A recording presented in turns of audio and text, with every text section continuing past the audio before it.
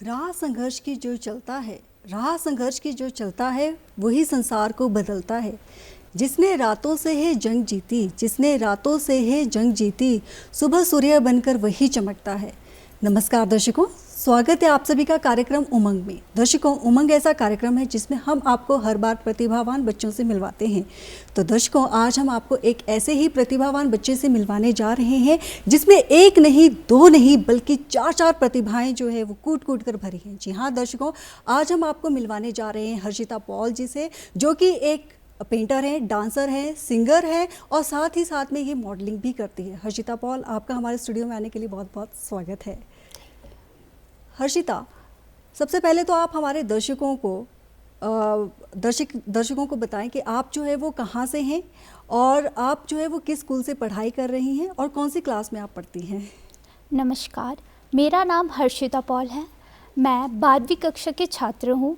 मैं government girls senior secondary school Portmore की छात्र हूँ। मैं बेसिकली धामी से हूँ, बट मैं अपने पेरेंट्स के साथ खलीनी शिमला में रहती हूँ।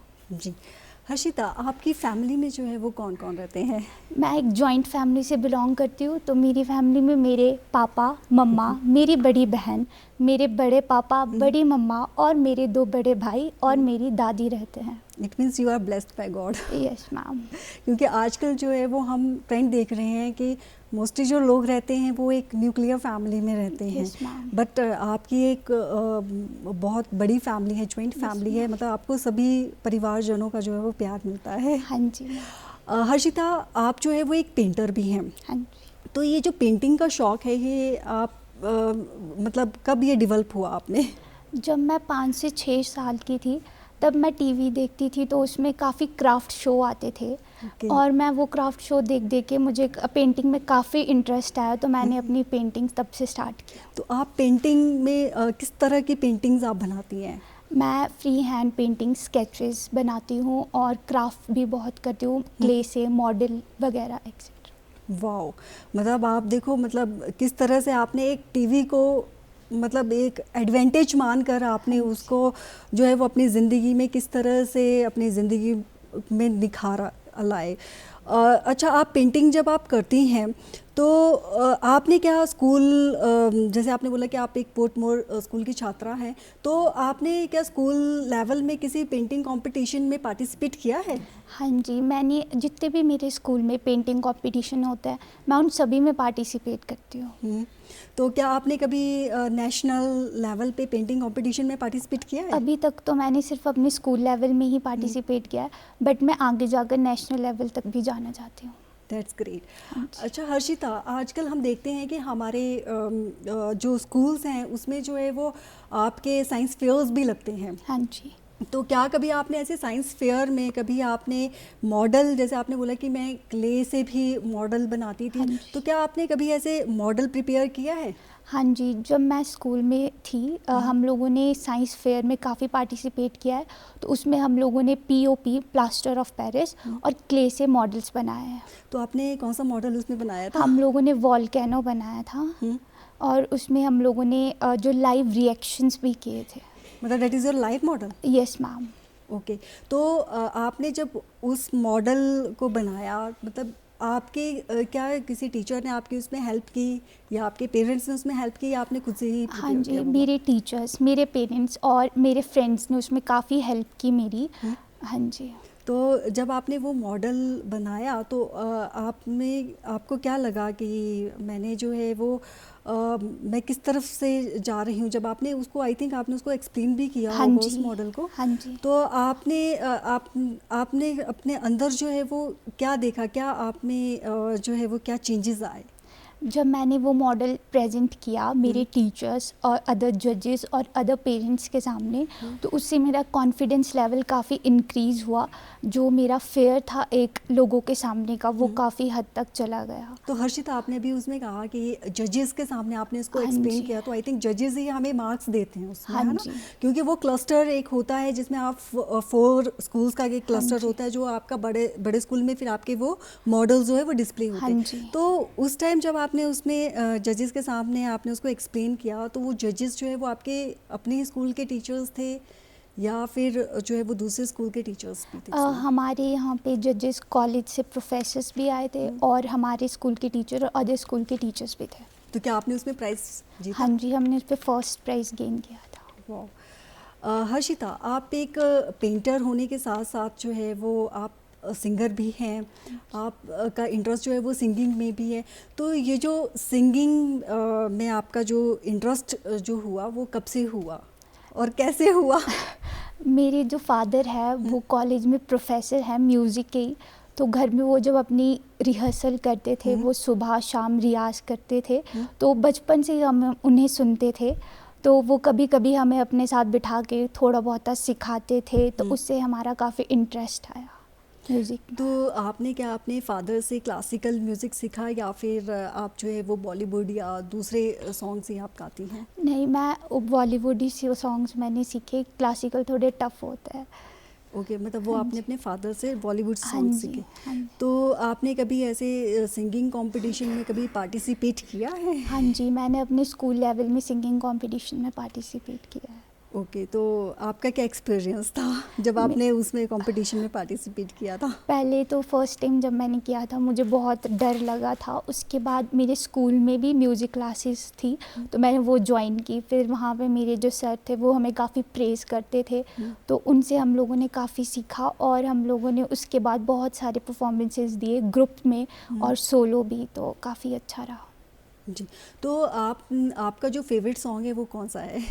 अभी फ़िलहाल मेरा फेवरेट सॉन्ग इंग्लिश सॉन्ग है। तो एक कोरियन ग्रुप है के पॉप, BTS, शायद आप लोगों ने सुना भी होगा। जी बिल्कुल। तो मेरा उनका फेवरेट सॉन्ग है बटर जो सॉन्ग। तो आप उस सॉन्ग को हमारे दर्शकों के साथ जो है वो मतलब 2 लाइन्स ओनली गा के सुनाओगे?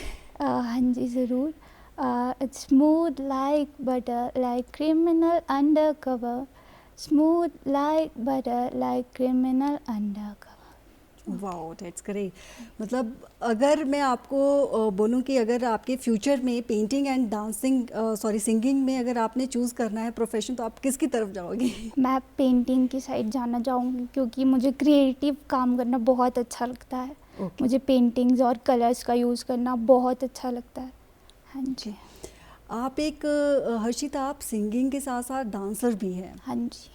तो आपने ये जो डांसिंग जो आपके अंदर है कि मैंने डांसर भी है, आप सिंगिंग भी करती हैं एंड साथ में आप पेंटिंग भी करती हैं, तो आप जो है वो डांसिंग में कैसे इन्वॉल्व हुई? पहले से हमारे स्कूल में काफ़ी एक्टिविटीज़ होती थी, जैसे teachers day, children's day, annual function, तो उसमें हमारे प्रोग्राम्स होते थे। तो हम बचपन से ही काफ़ी उसमें इंक्लूड रहे, तो हमने काफ़ी टाइप के वहाँ पे डांसेस किए, तो उस वजह से काफ़ी इंटरेस्ट है। आपने फर्स्ट जो डांस किया था वो कौन सा किया था? फर्स्ट बार मैंने बॉलीवुड किया था, एक जो होता है पार्टनर डांस, वो जो हम छोटे थे तब। अच्छा अच्छा, हाँ और वो जी। किस गाने पे किया था? वो ज़ुबिडू भी। Okay okay. हाँ जी। तो जो आपने ये जो डांस आपने सीखा है, तो क्या आप इसमें स्पेशल जो है वो डांसिंग क्लासेस ज्वाइन की है आपने, या फिर आप स्कूल के teachers with the help of your school teachers आप डांस करते हो? मैंने कोई इसमें प्रोफेशनल क्लासेस तो नहीं लिए, पर जब हमारे स्कूल में फंक्शंस होते थे तो हमारे टीचर्स, डांस टीचर्स जो थे, और हमारे जो आसपास के सराउंडिंग की जो अकेडमीज़ थी वहाँ के टीचर्स आते थे हमें सिखाने के लिए, तो हमने उनसे ही सीखा है। ओके। हर्षिता, आप जो है वो +2 मेडिकल के स्टूडेंट हाँ हैं जी। एंड अक्सर ये कहा भी जाता है कि ये जो मेडिकल की पढ़ाई है ये बहुत डिफ़िकल्ट होती है, तो आप इन सब चीज़ों के लिए कैसे टाइम निकालते हो? बचपन से ही मेरी मम्मा ने जो है वो टाइम टेबल बनाया था, तो अभी तक वही मम्मा का टाइम टेबल फॉलो होता है। तो उसमें हर सब्जेक्ट का एक पर्टिकुलर टाइम है, और उसमें मम्मा ने काफ़ी एडिशन किया है, मतलब जैसे मेरे डांस के लिए, पेंटिंग के लिए, थोड़ा बहुत बाहर खेलने के लिए काफ़ी टाइम उसमें ऐड किया है। तो मतलब आप मैनेज कर लेते हो अपनी हाँ जिद्दी जी, कभी स्टडीज़ कभी को? नहीं हो पाता, पर कभी कभी कर देते हैं। ओके। हाँ जी। हर्षिता, आप जो है वो डांसिंग के साथ साथ आप मॉडलिंग भी करती हैं, हाँ जी। तो ये जो मॉडलिंग का शौक़ आप में आया, ये कब आया और कैसे आया? जब मैं ये लास्ट ईयर की बात है तो काफ़ी मिस यूनिवर्स के जो वहाँ पे यूट्यूब पे काफ़ी हाइप थी, उसकी काफ़ी वीडियोस वायरल हो रही थी। तो मैंने ऐसी ही एक वीडियो चेकआउट की, उससे मुझे काफ़ी इंटरेस्टिंग लगा। फिर मैंने उसकी पूरी वीडियोस देखी कि कैसे हुआ ये सब कुछ। फिर उसके बाद मैंने और वीडियोस चेक की तो मुझे काफ़ी इंटरेस्टिंग लगी मॉडलिंग। तो मैंने 1 साल से अपने मॉडलिंग में भी थोड़ा करियर स्टार्ट किया। मतलब कैसे आपने ये करियर जो है वो स्टार्ट किया? आप क्या आप जैसे हम बोलते हैं कि मॉडलिंग के लिए आप कोई जो है वो किसी स्पेशलिस्ट से जो है वो इसमें ट्रेनिंग ले रही हैं, या फिर आप जो है वो नॉर्मल जो है वो कर रही हैं अपने शौक के लिए? पहले तो मैंने अभी शौक के लिए शुरू किया है। मैं नॉर्मल फ़ोटोशूट्स वगैरह करती हूँ और स्कूल में भी हमारे जैसे फेयरवेल वगैरह होता था तो उनमें भी हम लोगों ने मॉडलिंग किया। ओके, मतलब आपका स्कूल टाइम से जब आपने ये मॉडलिंग, जैसे फेयरवेल आपने बोला हाँ कि जी। फेयरवेल पार्टीज़ में जो है वो हाँ एक जी। क्रेज़ रहता है, हाँ जी। ख़ास तौर पे लड़कियों को कि हमने मॉडलिंग हाँ करनी है। जी। तो आपका क्या वहीं से ये स्टार्ट हुआ? नहीं, उससे 1 मंथ पहले ही हो गया था। इससे मैंने पहले शूट करने स्टार्ट कर दिए थे, वीडियोस वगैरह, और नॉर्मल फ़ोटोशूट नेचर के साथ स्टूडियो में जाके ऐसे। ओके। हाँ जी। तो अगर आपको जो है वो फ्यूचर में मतलब अगर आपको कहीं मॉडलिंग की तरफ जाना हो, तो आप जो है वो अपने एजुकेशन को, मतलब आप जो है वो +2 साइंस के स्टूडेंट है, तो आप क्या अपने जो आपकी ये जो स्ट्रीम है, क्या आप इसको छोड़कर जो है वो दूसरे स्ट्रीम में आ जाएंगी? अगर मैं इसी में इतनी आगे बढ़ती रही तो शायद मैं इसमें अपना आगे का करियर भी बनाऊं। ओके। आप जैसे हर्षिता, हम सब जो है वो स्कूल टाइम में हमारा कोई ना कोई फेवरेट सब्जेक्ट्स रहता ही है। हाँ जी। तो आपका जो है वो +2, आप वैसे ही मेडिकल स्टूडेंट है, तो हाँ। आपका कौन सा जो है फेवरेट सब्जेक्ट है? मेरा फेवरेट सब्जेक्ट बायोलॉजी है। हाँ जी, तो उसमें मेरे फेवरेट सब्जेक्ट वो पहले नहीं था, पर +1 में मेरा काफ़ी अच्छा सब्जेक्ट वो बन गया क्योंकि मेरे टीचर्स बहुत अच्छे थे। उन्होंने काफ़ी इजीली हमें सब कुछ सिखाया, तो उसमें काफ़ी इंटरेस्ट हमारा जो है डेवलप हो गया। ओके। हाँ जी। तो आपका जो है वो, आपने बोला कि आपका जो है वो फेवरेट सब्जेक्ट जो है वो हाँ जी। बायो है, तो आपका फेवरेट टीचर जो है वो कौन सी है, जिसके देखने से ही हमारे फेस पे जो है वो एक अलग चार्म आ जाता है स्कूल में जाके? जैसे हम एंटर होते हैं, अगर हमने अपनी फेवरेट, जैसे अगर मैं अपनी बात बताऊं, तो मेरी जो फेवरेट जो टीचर रही है वो इंग्लिश टीचर रही है। तो जैसे ही मैं उसको देखती थी ना, मेरे, अगर मैं सैड भी होती थी ना, तो मेरे फेस पे अलग ही चार्म आ जाता था। तो आपके जो है वो फेवरेट जो टीचर्स हैं वो कौन से हैं? वैसे तो मेरे सारे ही टीचर्स फेवरेट है, बट जो सब में एक स्पेशल टीचर होता है वो मेरे बायोलॉजी के ही मैम है। वो जब भी हमें दिखता है तो वो एक हैप्पी फेस के साथ हमेशा आते हैं, हमें हमेशा प्रेज़ करते हैं कि तुम ये कर सकते हो, वो कर सकते हो, कभी हमें डिस्करेज नहीं करते। तो वो मेरे फेवरेट मैम है। ओके। आपका एम क्या है लाइफ में बनना? क्योंकि देखो, आप में जो है वो, आप एक पेंटर भी हैं, डांसर भी हैं, सिंगर भी हैं, और साथ ही साथ में आप मॉडलिंग भी करते हैं। तो आपका जो है वो फ्यूचर में आप क्या बनना चाहते हो? What is your aim? मेरा एम तो अभी, मैंने जैसे आपको पता है मेरी मेडिकल स्ट्रीम है, तो फ़िलहाल तो मैं डॉक्टर बनना मेरा एम है। बट अगर किसी चांसेस की वजह से वो नहीं पूरा होता तो फिर मैं मॉडलिंग के साइड अपना करियर बनाना चाहूँगी। ओके, फिर आप पेंटिंग को स्किप कर दोगी? स्किप भी नहीं, मैं उसमें थोड़ा बहुत है तो इंक्लूडेड रहूँगी, बट अपना जो मेन कैरियर है वो मैं मॉडलिंग में करूँगी। जी। हर्षिता, जैसे अभी आपने देखा कि सिंगिंग भी आपका एक जो है वो हॉबी है, एक पैशन है आपका, आप करती भी हैं सिंगिंग, आप जो है वो करती भी हैं।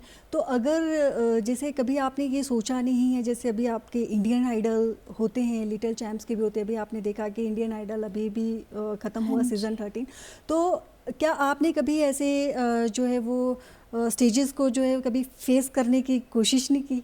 अभी तो नहीं, मैं अभी अपने आप को इतना काबिल नहीं मानती कि मैं अभी इतने बड़े स्टेज में जाके परफॉर्म करूं, बट अभी मैं नॉर्मल स्कूल लेवल में ही कर लेती हूँ पार्टिसिपेट। ओके, मतलब कभी आपने ऑडिशंस नहीं दिए? नहीं, अभी तक तो नहीं, बट आगे जाकर मैं दे सकती हूँ। ओके। हाँ जी। हर्षिता, आपने अभी कहा कि आपकी जो फैमिली है वो एक जॉइंट फैमिली है, तो आपकी फैमिली में किस किस तरह की कैसी कैसी एक्टिविटीज़ आप अपनी फैमिली में करती हैं? मेरे जो फादर और मेरे जो बड़े पापा हैं वो दोनों म्यूज़िक इंडस्ट्री से बिलोंग करते हैं। Okay. वो दोनों म्यूज़िक के बहुत ज़्यादा शौकीन हैं और उनका जो करियर है वो भी उनका म्यूज़िक में ही है। तो हमारे जो घर में है काफ़ी हारमोनियम वगैरह बजाया जाता है, काफ़ी सॉन्ग्स वगैरह गाए जाते हैं, मतलब एक एक्टिविटीज़ में हमारे म्यूज़िक बहुत ज़्यादा एक्टिव रहता है। हाँ जी। तो आपके जो आपने बताया कि आपके जो कज़न्स हैं वो आपसे आपकी फैमिली में ही हैं, वो आपसे बड़े हैं या आपसे छोटे हैं? मैं सब में से सबसे छोटी हूँ। मेरे जो 2 बड़े भाई हैं वो बहुत बड़े-बड़े हैं और मेरी बहन सिर्फ़ मुझसे 2 साल ही बड़ी है।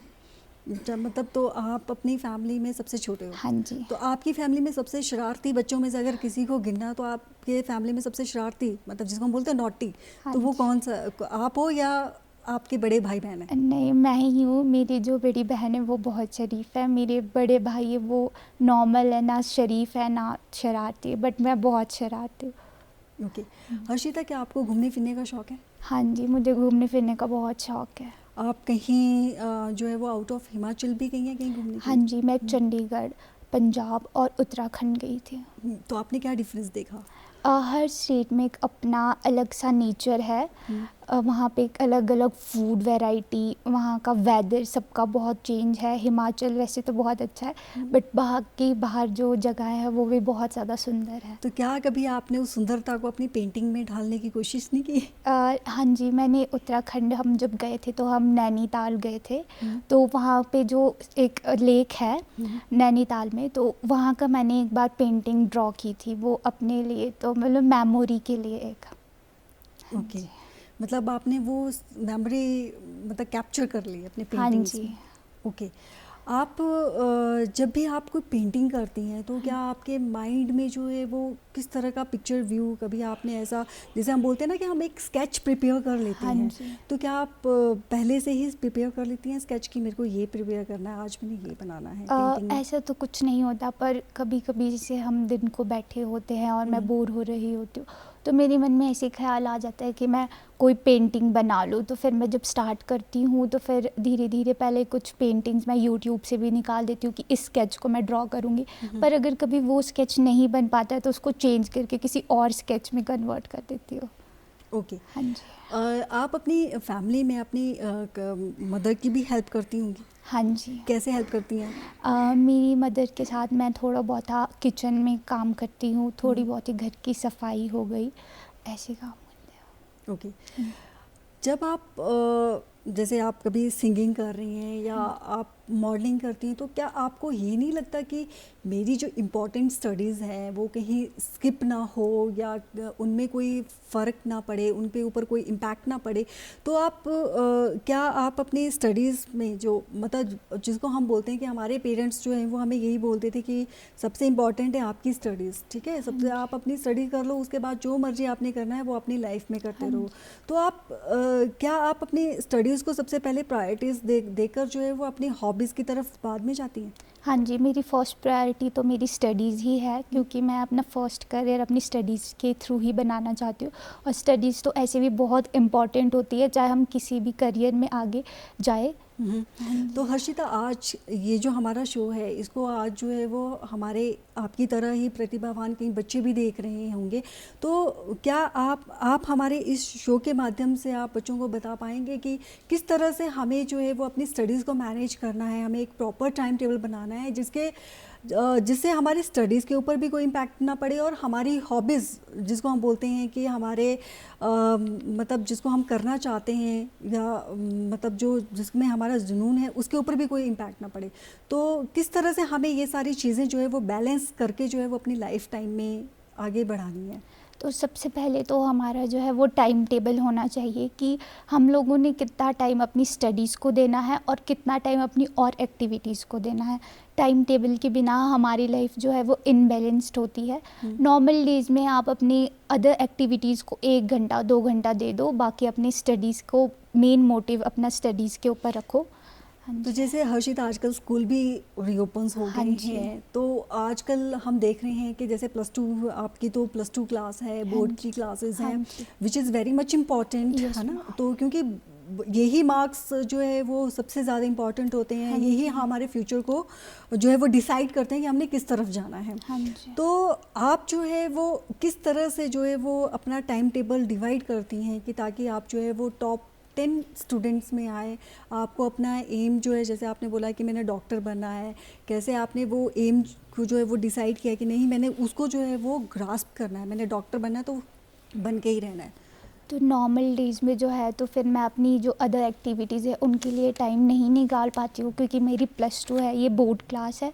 बट जो संडेज़ होते हैं उनमें मैं थोड़ा इधर उधर भी जाती हूँ, थोड़ा अपने माइंड को फ्रेश करने के लिए, क्योंकि इम्पॉर्टेंट होता है। नहीं तो नॉर्मल डेज़ में वही स्कूल लाइफ, फिर ट्यूशन्स और स्टडीज़, होमवर्क ऐसे ही चलता रहता है। ओके। आप जैसे हमें ये बताया जाता है कि हमें एक बुक वॉर्म भी नहीं बनना है, हाँ जी। ठीक है? कि हमें एक बुक मतलब जो हमारी बुक नॉलेज है वो तो इम्पॉर्टेंट है, लेकिन हमें एक बुक वॉर्म भी नहीं बनना है कि जिसमें हम एक किताबी कीड़ा ही हम उसके बीच हाँ में ही जी। घुसे रहें।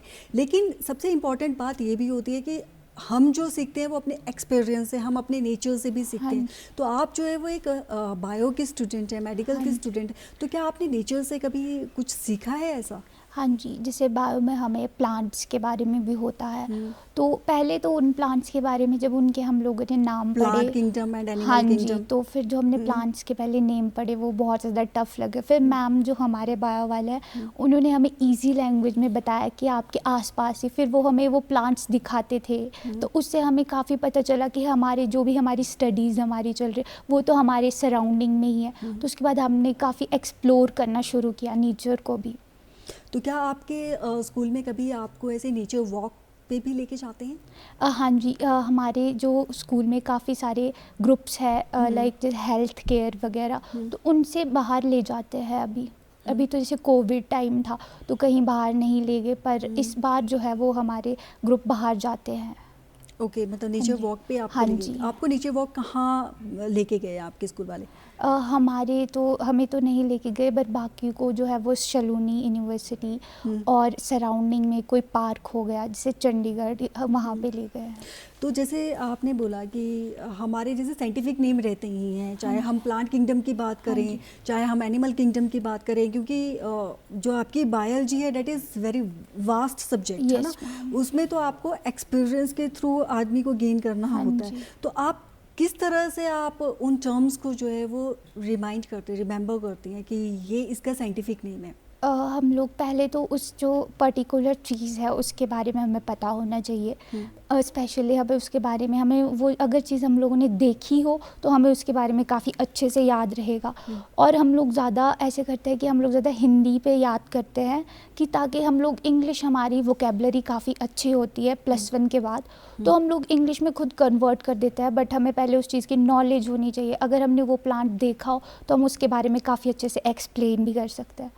हाँ तो जी। क्या आपने कभी, जैसे हमारे बायो में जो है वो काफ़ी एक्सपेरिमेंट्स भी होते हैं, हाँ जी। तो आपने कभी मतलब कौन कौन से एक्सपेरिमेंट्स जो हैं वो आपने किए हुए हैं? हमने टिश्यूज़ के बारे में एक्सपेरिमेंट किया है। बाकी एक्सपेरिमेंट हम लोगों ने केमिस्ट्री में भी बहुत किए हुए हैं, रिएक्शंस वगैरह। हाँ जी। तो वो रिएक्शंस आपके क्या जो हमारे घरों में भी जो है वो काफ़ी रिएक्शंस हमें देखने के लिए हाँ मिलती जी। हैं, क्योंकि वो सारी केमिकल चीज़ें होती हैं, वो हमें अपने घरों में भी अवेलेबल हो जाती हैं कुछ हाँ जी। Chemicals reactions. तो क्या आपको वो रिएक्शंस जो आप वहाँ पे पढ़ते हैं, क्या वो आपके अपने हाउस होल्ड एक्टिविटीज़ में भी आपको काम आती हैं? हाँ जी, जब हम छोटी क्लासेस में थे तो हमें हमारे होम से रिलेटेड ही जो होते हैं वो एक्सपेरिमेंट्स होते थे कि आपके घर में ये सामान है तो इससे हम ये एक्सपेरिमेंट कर सकते हैं। पर अभी जब हम सीनियर क्लासेस में हैं, तो हमें हाई केमिकल यूज़ करते हैं, जैसे जो हमारे घर में अवेलेबल नहीं होते। हाँ जी।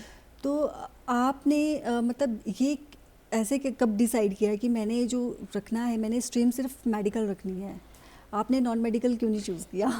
क्योंकि पहले मेरी जो सिस्टर थी उनका भी मेडिकल ही है, तो मैं मतलब काफ़ी मुझे इंटरेस्ट था पहले से बायोलॉजी में साइंस के थ्रू। तो फिर मैथ्स थोड़ा मेरा वीक सब्जेक्ट रहा है, तो मैंने इसीलिए नॉन मेडिकल को छोड़ के मेडिकल लिया। हर्षिता, अक्सर बच्चे क्या करते हैं कि अपने पेरेंट्स के अंडर प्रेशर में जो है वो दूसरे मतलब जो उनके पेरेंट्स बोलेंगे कि आप नॉन मेडिकल रखो, आप नॉन मेडिकल ही रखेंगे, ठीक है। तो क्या हमारे मतलब ऐसे बच्चों को जो है वो करना चाहिए आफ्टर 10th, मतलब इम्पॉर्टेंट है क्योंकि +1 +2 क्लासेस जो है वो आपका कैरियर जो है वो डिसाइड करती हैं। हाँ जी, तो 10th तक है, हमें काफ़ी नॉलेज हो जाती है कि हमें आगे क्या करना है। और मेरी एक स्पेशल एडवाइस के थ्रू हमें अपने पेरेंट्स की ना सुन के हमें खुद पे थोड़ा कॉन्फिडेंस रखना चाहिए, क्योंकि हमें खुद पता होता है हम आगे क्या पढ़ सकते हैं क्या नहीं। अगर मैंने पेरेंट्स के प्रेशर में कॉमर्स या नॉन मेडिकल रख दिया होता तो क्या पता मैं उस पर अच्छा ग्रो नहीं कर पाती। मुझे अपनी खुशी और अपने जिसका मुझे पता है कि ये सब्जेक्ट मेरे से बहुत अच्छे से हो पाएगा, तो मैं उस सब्जेक्ट में आगे गई और सभी को ऐसे ही करना चाहिए। ओके। हाँ जी। हर्षिता, आप जब आपने ये मेडिकल स्ट्रीम चूज़ किया तो आपको क्या डिफ़िकल्टीज़ भी हैं स्टार्टिंग में?